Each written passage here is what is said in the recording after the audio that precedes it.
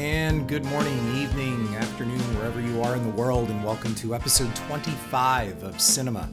I'm Harrison Smith, and didn't have an episode out last week. I got smacked right at the evening of Thanksgiving dinner with what I thought was the flu, but turned out to be pneumonia, so I'm so thankful for that. So while I was sick on the couch for at least 3-4 days, I watched a lot of stuff, which I usually don't get a chance to do. This podcast was inspired by a woman named Kate Wagner, who has absolutely nothing to do with entertainment, has no endorsement of my cinema podcast whatsoever, and I've never met her and never communicated with her.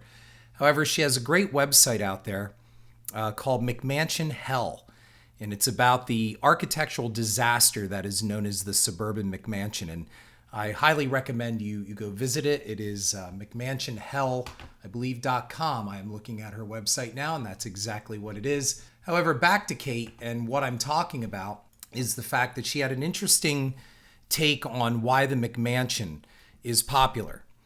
And we're going to be getting into that because it dovetails perfectly into what I'll be talking about today with certain films in our entertainment and the acceptance of entertainment, and then certain part of cinema or cynicism that buoys some of these projects that I'll be talking about.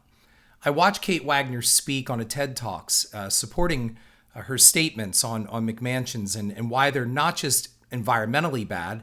That wasn't really her take. They're just basically a creative offense, an architectural offense. Kate Wagner posits that the McMansion, the problem is that, number one, everybody loves it. And when you ask them why they love it, a lot of people don't know why.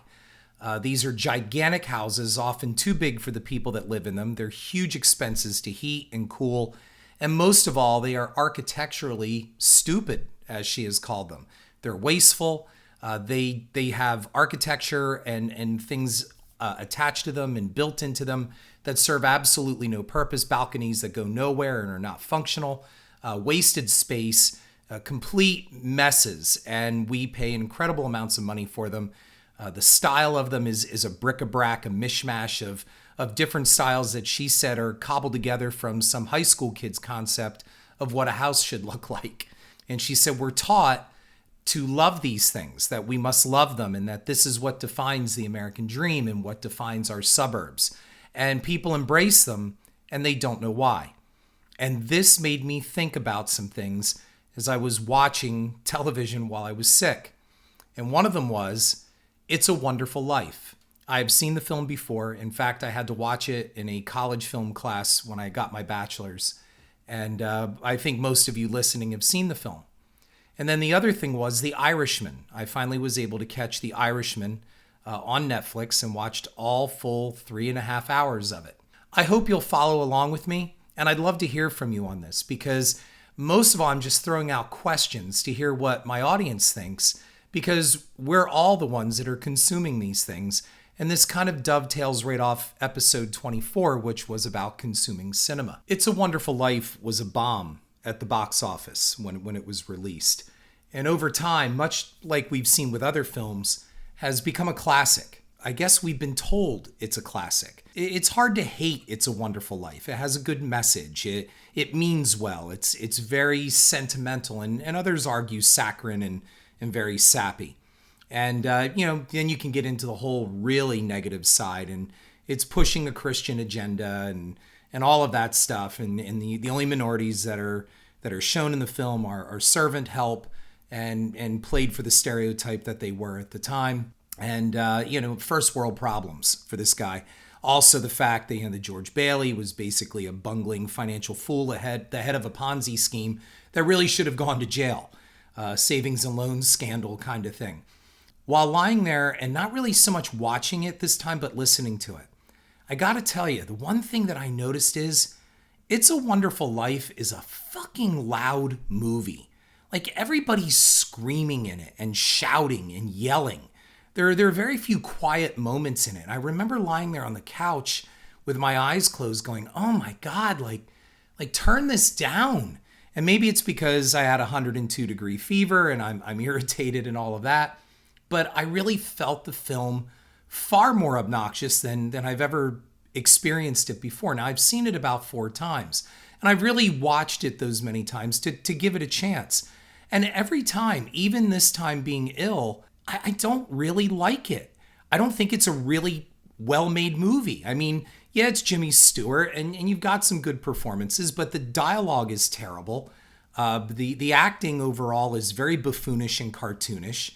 And most of all, it's long. The movie doesn't even get to its point. I mean, it spends the whole opening of this film, setting it up with these angels and these galaxies talking back and forth. And I get it, they're talking to Joseph and blah, blah, blah. And that's all cutesy and all that stuff. And then you go into where that kind of all disappears. And it's about, well, let's look at George's life. And then that goes on. And we watch this whole movie leading us up to the point where, the uncle loses the money. I mean, he puts it in the newspaper and loses it, ends up in Potter's lap. And we went all the way through for this. And then it starts almost all over again with Clarence the Angel getting involved. The pacing is horrendous. The editing is atrocious. But somewhere along the line, cable companies got a hold of this and just started showing it all the time and said, God damn it, you're going to love this. This is a Christmas classic, and by God, you're going to love it. And they started marketing it. I remember as a kid growing up, the marketing of it. And the first time that I ever watched it was my mother making me watch it. And I sat with her. My mother made me rarely ever sit and watch things on TV, but she wanted to share this with me. This was an important film for her growing up. And when I watched it as a kid, I think I was 12, 13, I didn't find it all that sentimental. And I was a sentimental kid. And I told my mom, she goes, well, what do you think? And I said, I think it's long. And at the end, when it was over, I remember feeling, oh my God, thank God it's over. And keep in mind, it was longer because there were commercials in it. I didn't watch it on any type of free basic cable where they just played the movie. And it went on and on. And over the years, I even asked in my college course, just why is It's a Wonderful Life so popular?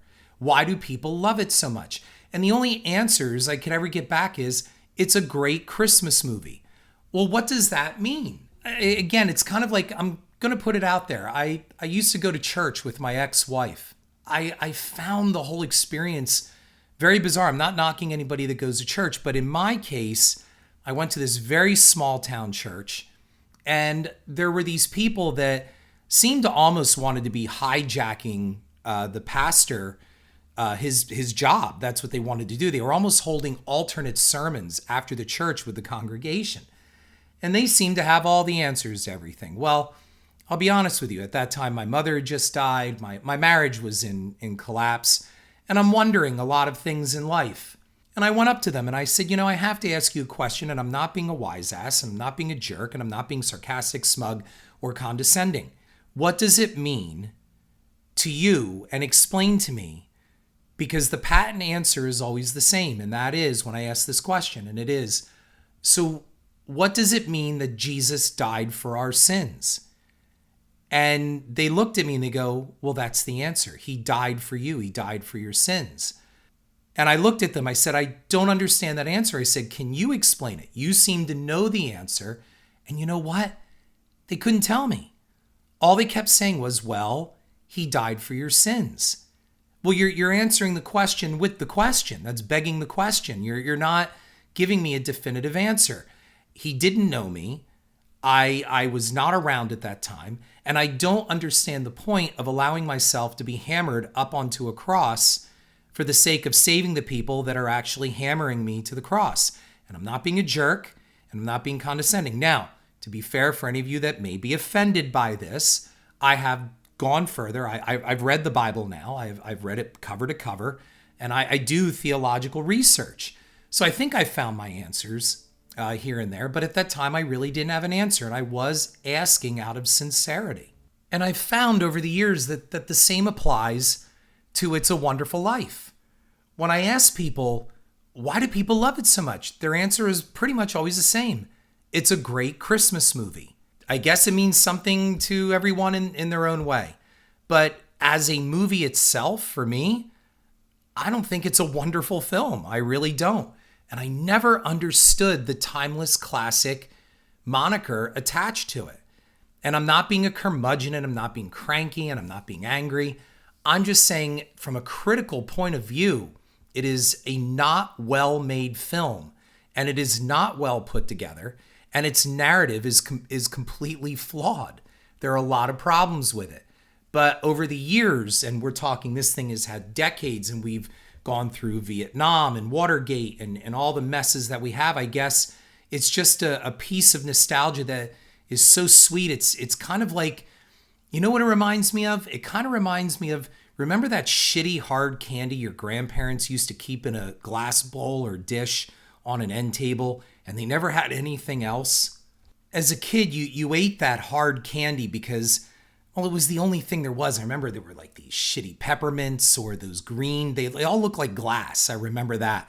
And you ate them, but you didn't like them, but they were pretty good for what was there. That's what I equate It's a Wonderful Life with. It's a dish of shitty hard candy, and it's better, I guess, than nothing.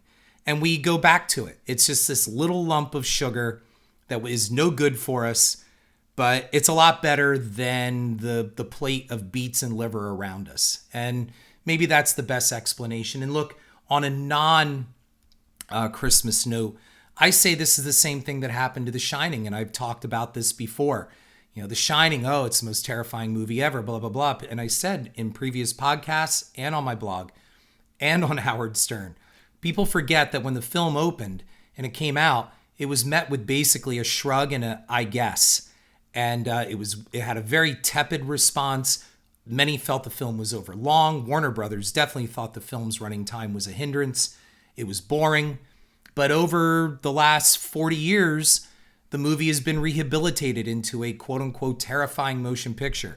And I don't believe it is. However, it is a nice piece of shitty hard candy. And that is, in a bowl of really lousy Stephen King adaptations, The Shining stands out as a piece of hard candy that you can eat and somewhat enjoy, because it was well made. It was well done. It's a Wonderful Life has Frank Capra. It's hard to hate Frank Capra. He's America's good guy. And he, you know, no coincidence that he has Jimmy Stewart, another of America's good guys. And I think Tom Hanks today is the closest thing we have to Jimmy Stewart, and he's playing Fred Rogers. So another good guy. So it's hard to throw stones at these things. They have almost built-in defense mechanisms against them. But this podcast isn't to rag just on It's a Wonderful Life. I'm going to go into a couple others, and for the most part, they're going to focus on holiday films, and I'll leave The Irishman for last. Let's go back real quick before I get into the holiday films, the rest of them. These films are kind of lining up like McMansions. They borrow from different films, they borrow cliches and tropes and all of that stuff, and they assemble them all together into what looks like a big, fancy thing. But in the end, most of them are functionally useless. The point of my podcast is to say that we need to look at things with a sharper critical eye. And that's what Kate Wagner talks about as well in what we demand for our homes and our architectural styles. I say we should apply the same points over to our entertainment and what we're branding as amazing and great and classic. I've mentioned before, I ran a movie theater, a mall Cineplex, for 8 years. And I watched a lot of movies come and go. And I've seen a lot of films deserving of a great success. And then there are some that just left me scratching my head. And I'm going to give you one of those head scratchers right now. And that is Home Alone. All of those Home Alone movies, except for those non-Macaulay Culkin sequels, which none of those matter. So basically, it's Home Alone 1 and 2. And I got to tell you, folks, for the life of me, I don't get it. I never got it. And we had Home Alone, I think that thing opened in November, if I'm not mistaken. I could look it up, but I don't really care. However, I do know it played all the way through spring. We had that fucking movie till like April. And it was still making money. And someone can check on this, but I believe it was already even out on home video at that time. And we still had it in our smallest house. And the son of a bitch was still making money. People were still coming to see it. And that print was so scratched and so damaged and spliced. And it didn't matter. I think if we would have kept it through the summer, the stupid thing would have still kept making money. And in the beginning, I thought, well, Culkin's funny. I liked him in Uncle Buck.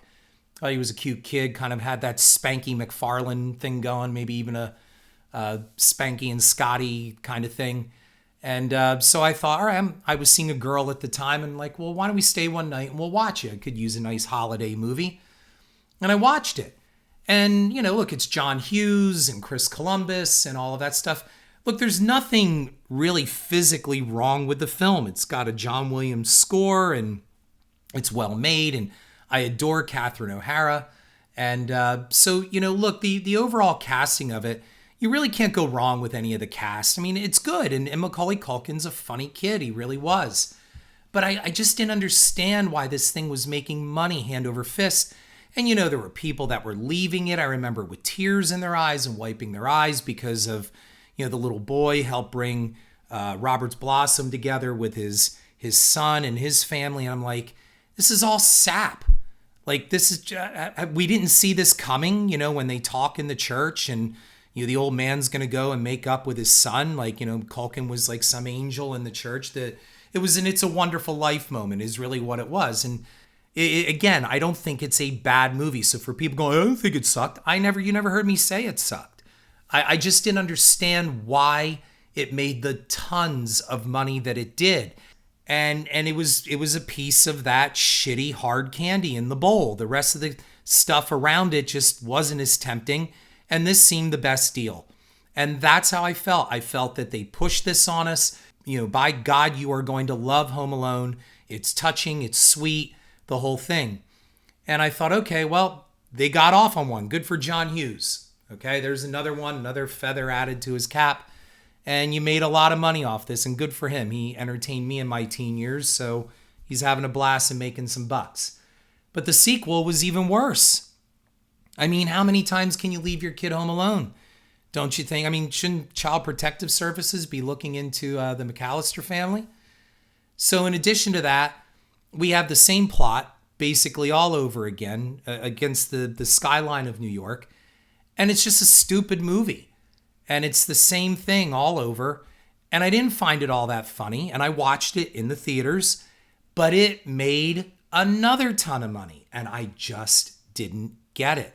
And, it's considered, again, another great holiday film. Oh, what wonderful Christmas movies. And I see it now. I see it posted online from people and my friends who post, oh, you Christmas has started when you have back-to-back Macaulay Culkin in Home Alone 1 and 2. And I'm like, I don't see why. As films, they're okay. The narratives are the same. I think they're completely boring. They borrow all the hallmarks and tropes and cliches and warm fuzzies that we've seen over and over. In other words, neither film brings anything new to the table. And I didn't particularly find either one all that hilarious. And I'm always dubious when somebody comes to me and says, you have to watch this. This is hilarious. And I just don't get it. But the media jumped all over this, and the marketing and the image of Macaulay slapping his face with that aftershave became, a classic. And over the years, we've been told this is what you're going to watch. This is what you're going to enjoy. And I saw something, I guess, similar with Tim Allen's The Santa Claus, and that made a lot of money, but it didn't seem to earn the beloved position that Home Alone or It's a Wonderful Life hold. I don't hear people talking with such great affection about any of the Santa Claus films with Tim Allen that I do with Home Alone or with It's a Wonderful Life. So not all Christmas movies fall into this category. So I'm talking to my audience to say, do you see this as well too? I mean, do you see where we're being told, we're being said, you're going to love this, and that's the way it's going to be. So I have to take a moment here and look at Steven Spielberg's Hook. It's really, I guess you can kind of count it as a holiday film. But most of all, I'm looking at it from, again, I always have to do this disclaimer. I don't think it's a badly made movie. I think it's got an excellent cast, all of that stuff. Top line cinematography. I'm friends with the cinematographer of the film. Look, I'm saying the same thing over and over again. I got to apologize for expressing a goddamn opinion because people will be outraged. And the reason why I say that is often online, people know me for not just tweeting about my films and getting my promo product out there, but also I look at, ridiculous social situations and political situations in our world. And I'll often try to find if there's any news in medical breakthroughs, whether it's cancer or Alzheimer's or anything, genetic breakthroughs. And, most of that stuff, you might get some retweets and you might get some contact back, some dialogue. But overall, I think it falls pretty flat. Maybe I'm wrong. Maybe some of you really enjoy what I'm doing. But for me, I don't see anything. And one time, man, I simply tweeted one of those unpopular opinion, like my fucking opinion matters. And I tweeted unpopular opinion, Hook is Steven Spielberg's most overrated film. And you should have heard the comments come flooding in and the fucking retweets on this. You would have thought that I tweeted the cure for cancer with the activity that this tweet got. I couldn't believe it. I was astonished. All the stuff that I'll tweet on, all the information that is out there, and this is what you jackasses choose this hill to die upon. This is what matters to you. Defending a mediocre Hollywood film. I feel that Hook is one of those films as well that, okay, has Robin Williams. And really, how can you not like Robin Williams? You may not like all of his films, but by all accounts from so many people, he was a good guy and a nice man. But he made some sappy stuff here and there. And Hook is one of them. I think Hook is overblown, overbloated, and overrated. And but because, also Williams died by suicide and the sadness of losing him, I guess people are a little sensitive about that and take it very personally. It's a big, beautiful looking movie, but it really doesn't do much or have much to say. The same can go for, this classic status that they put on. Oh, it's a classic retelling of Peter Pan. Hook is not one for the ages, folks. It really isn't. It's got some bad dance numbers in it, if I remember correctly. And I remember I had to screen that because I was working at the movie theater. I was a manager. We had to watch the print to make sure there were no defects in it. And that was one of those. I was like, oh, for God's sake, when is this over? And then that'll bring me to Christmas Vacation. And I was still running the theater when Christmas Vacation came out. And let's be really clear about this one. Christmas Vacation, I think, was one of those situations where they got lucky, and I don't think they realized how lucky they were getting. The original Vacation I enjoyed. I saw that as a teenager, and it was one of the first films I saw for free when I worked at that very same movie theater as an usher in high school. I enjoyed Vacation. I thought it was funny with Wally World and all that stuff, and I got it. But I thought European Vacation was horrendous. And it was one of those that, you kind of had a feeling about 5 minutes into it. You're like, uh-oh, this is going to be nowhere good as the first one. And then when I heard there was going to be a Christmas Vacation, I thought, well, it's just going to be a lot more of the same. So what do we have? I mean, because we have the same story. We have the Griswolds. We know Clark is an idiot, the whole thing. And they're going to be beset upon by idiot family members. And we're going to find out the lineage of Clark's stupidity. And we're going to, have some family hijinks there with a whole new set of kids because these kids never grow up, but they all look different. And we accept that because it's just really a comical film. And so we have the whole thing, the lighting of the house and 50 million lights on the house. Haven't seen that before. And, embarrassing family members and pissing off neighbors and going shopping. And of course, the financial crises that go along with it.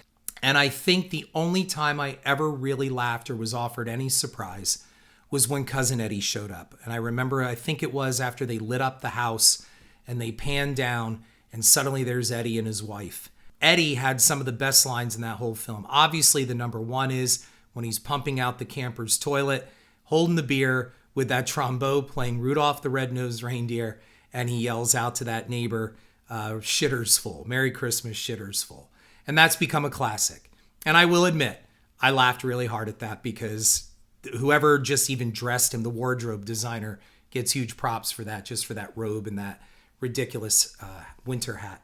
I think it was the line, and I'm not going to get it right because I'm still not feeling well, but it was something along the line of that his wife will run the microwave and Eddie will piss his pants and forget who he is for 20 minutes and because of the metal plate in his head. And I about laughed right out of my seat on that one. It was such a great line. I wish I could write something so fantastic as that line. And yet, over the years, that movie got the same beloved rehabilitation. It did fine at the box office. It did well.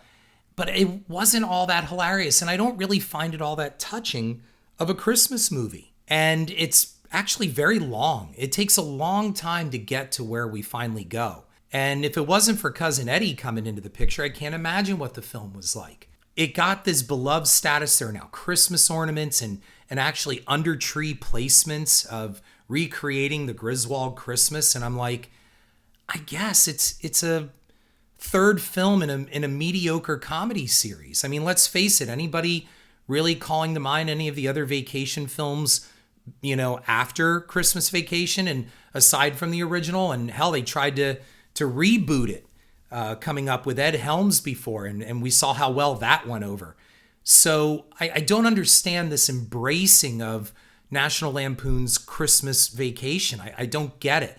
Yeah, I guess it's one of those things, like I hear people, oh my God, we play it constantly. We just put it on loop. And I guess some cable stations which I'm going to be leading into with A Christmas Story, they're doing that now. It's 24 hours of Christmas Vacation. And my question is, does it fucking warrant that? I mean, is it really all that funny? Or do we just have another shiny piece of shitty candy in that bowl?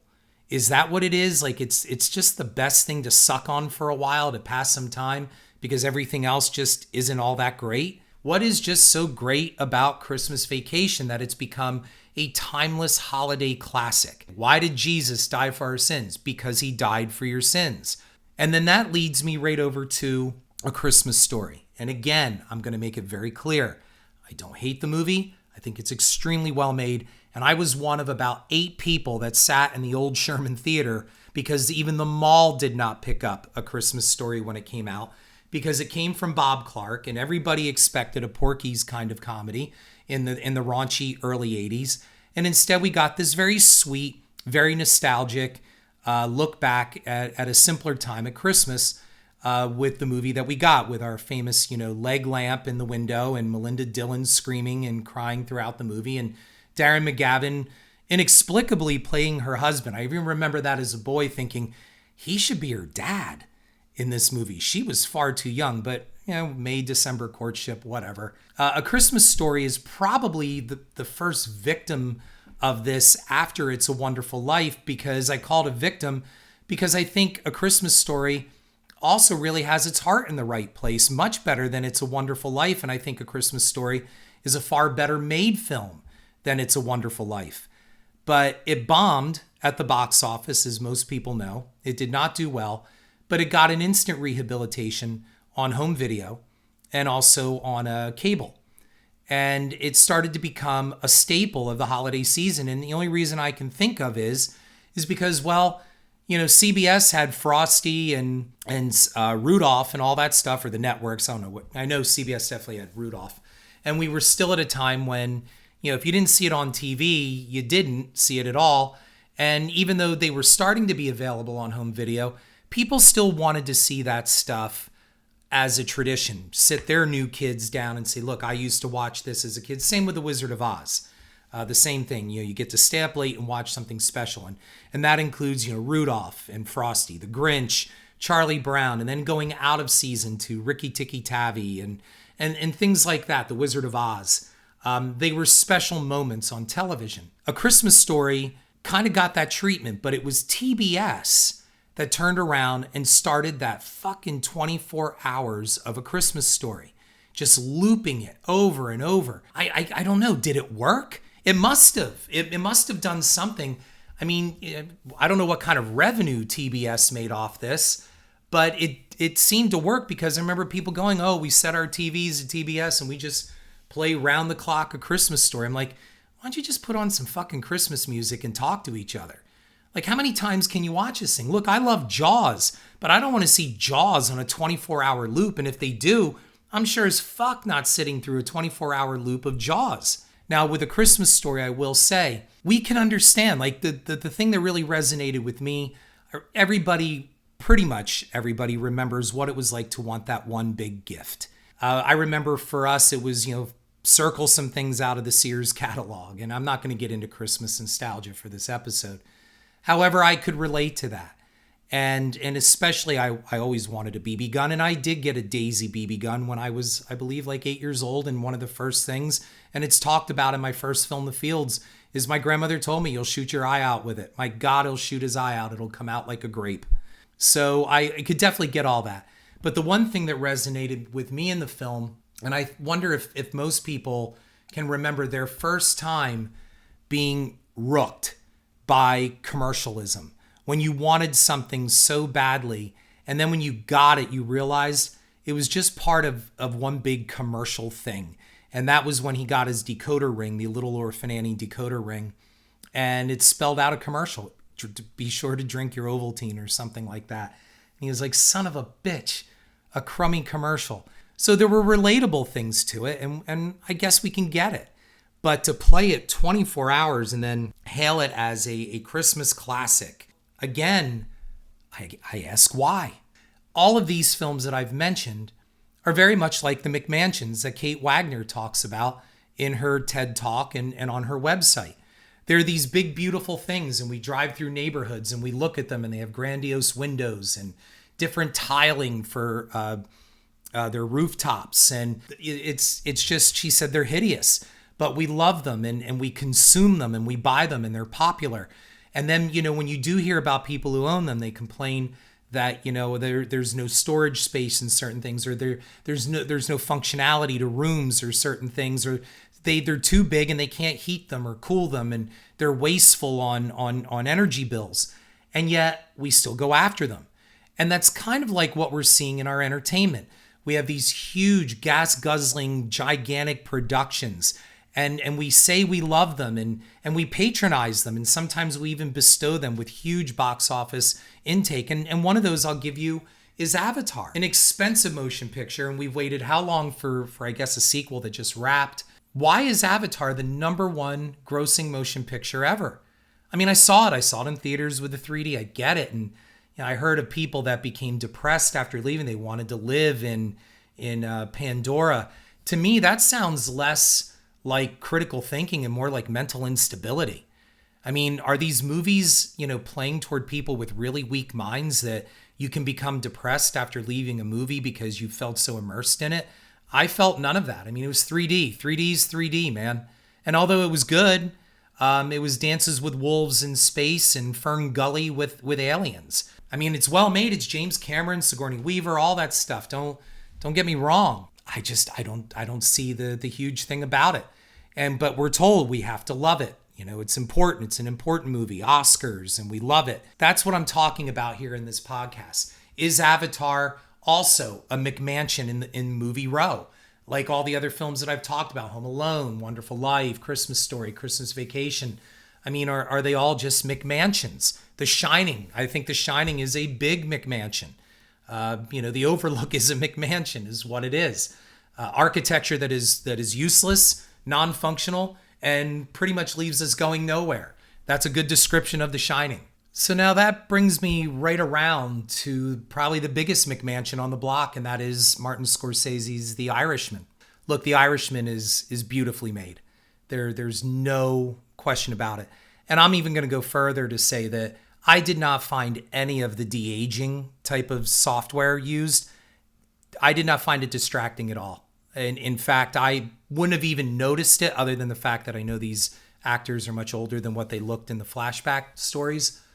However, I thought it was properly used and was not a distraction at all. Now, I did not see it on the big screen, and I heard that's where most of the complaints come from, that the huge projection on the big screen brings out the defects far more than on the small screen. I watched it on a 65-inch LED TV. It is beautifully made. It is well written. It is all well put together, and it is masterful, coming from a man who knows this medium so well, and most of all knows this genre. So there's no dispute there whatsoever on the quality of the motion picture. I guess my question is, why is this instantly bestowed as a classic? Because of its subject matter. And why do we celebrate really what is a very despicable lifestyle? Would any of you listening right now want your children to enter into that lifestyle of mobhood? And, we look at the life of Jimmy Hoffa, and we look at, the Buffalinos and all of this stuff, and Sheeran. And really all these people are, they're people that pretend and masquerade as civilized people. They're thugs, they're animals, they're criminals, and they're lowlives. That's what they are. And we're celebrating this. We treat them as princes and kings. And then we look around our lives and we wonder why we have the situations that we do. Was The Irishman even needed? I always felt that Martin Scorsese's capping achievement was Goodfellas in that genre. Although some will argue it is Casino. Do we really need anything more after Casino? What more can we say? We have more older men with beautiful women on their arms, dressed to the nines. The women are smoking. And then the stories always end where they go to jail or grow old and lived a life that in the end, all that power and money really gave them nothing anyway. And they die as these rumpled old men in nursing homes or, shot in a barber chair. I mean, how many more fucking times do we need to see this shit? And why do we keep celebrating it? Why aren't we celebrating like the great people in our society, the people that are doing something positive? Why are we constantly making these movies celebrating thieves and crooks, liars and murderers? The Irishman may be the ugliest McMansion on the block because it's also the most dangerous, while the others are just Christmas stories that get whatever unwarranted, in my opinion, love and free passes. The Irishman seems to come across as celebrating a very sick and depraved lifestyle. Now, don't get me wrong, I'm no prude. I thought it was a great film and I enjoyed it very much. In fact, at 3.5 hours, which I felt was excessive, it still didn't feel that long to me. I mean, it was like, okay, this is getting a little long. It didn't bother me. The running time I was able to watch in the comfort of my home. Granted, I was sick while watching it, but I did enjoy Scorsese's film, and I think I made it clear in starting to discuss this. It is hardly anywhere near a bad film, and it might be his crowning cinematic achievement, but it is definitely his swan song with Keitel and Pacino, and also with De Niro. So it's kind of the end of the road for these guys, and they know it, but they're making some great stuff. So it has nothing to do with that. But my point is, the image that it gives off, why is this instantly embraced and beloved and everything, when really we really should be maybe looking at this with a far more critical eye, not as to the construction of the film, but what it's trying to convey to us is what we hold valuable in our society. And when you start to bring that up, you instantly go, oh, you're a hater, you're jealous, blah, blah, blah. I am none of those things, folks. I'm saying that instead of just plunking down the money and going deep into debt for the mortgage for the biggest, ugliest McMansion on the block, because you have the biggest, ugliest McMansion on the block, maybe you should look at it. Maybe you should really take a good walk through and see that those columns that are on the front of that house that looks so great are really hollow, and they're fiberglass or foam, and that they're not real concrete or marble or granite. And maybe you should look and wonder why. Why do we have these giant, ugly windows in a place that they really don't belong? And who's going to clean those fuckers? And most of all, they don't look good, but we're told they look good. And why do we have turrets on the end of a stucco type Tudor part of the house and a mishmash of things? But hey, I have my giant 4,000 square foot mansion and it looks good, and that's how I'm playing it. That's how I roll. And if we start applying that attitude toward our entertainment, which we are, we're not really looking at things properly. And this is why we're not getting the quality that yet at the same time people say they want. Now, The Irishman is quality, but it also, in my opinion, is just celebrating a very tired genre that really doesn't deserve much more celebrating. And as we continue to lose our ability to critically think, we're losing our way.